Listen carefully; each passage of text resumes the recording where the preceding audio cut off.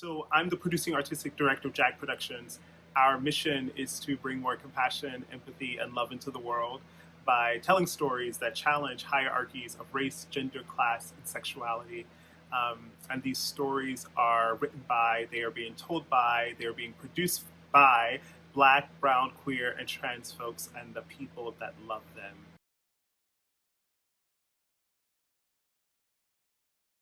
COVID-19, the outbreak had a tremendous impact on JAG. We're a fairly new organization. And so when the outbreak hit, we were in the middle of production. And so all of the ticket sales and the ticket revenue ceased. And so we were anticipating using that money to pay our bills, our designers, our artists, and our staff. And so when the outbreak hit, we accrued a lot of debt, and so we are working on chipping away at that debt. So it was a tremendous hit, and really grateful that our community is stepping up to help us during this very vulnerable time.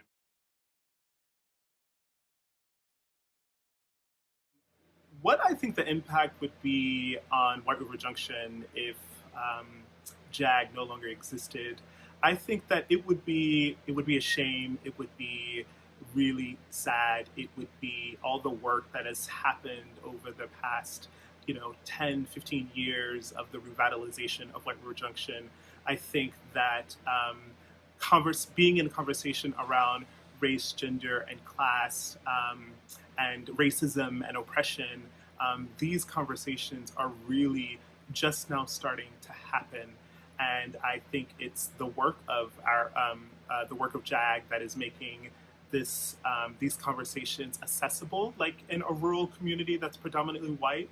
And so I think our community has really shown a tremendous desire to learn more and to open themselves up to this sort of larger conversation that they haven't really had a chance to engage with because something like JAG has never existed. So um, yeah, I think it would be a really, really sad time. And the community is showing that that's not going to happen. Like they want it here, and that's really, really incredible to see.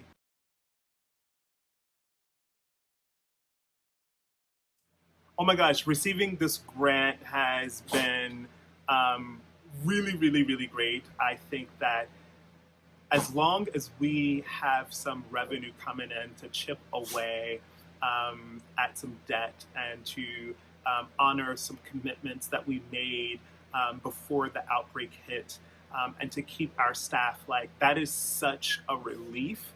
I can sleep at night. I'm in a better mood, but like being able to um, receive this money from the Vermont Arts Council has just really reminded me of the importance of community, the arts, and how it's vital that we continue to support each other and that we continue to show up, and that people that are in positions of power that have a lot of resources and a lot of money, we depend and we need those resources to keep us afloat.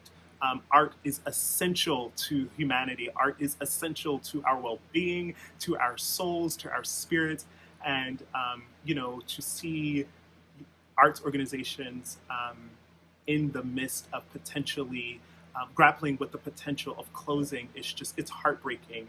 And I think that humanity won't allow it because we need it.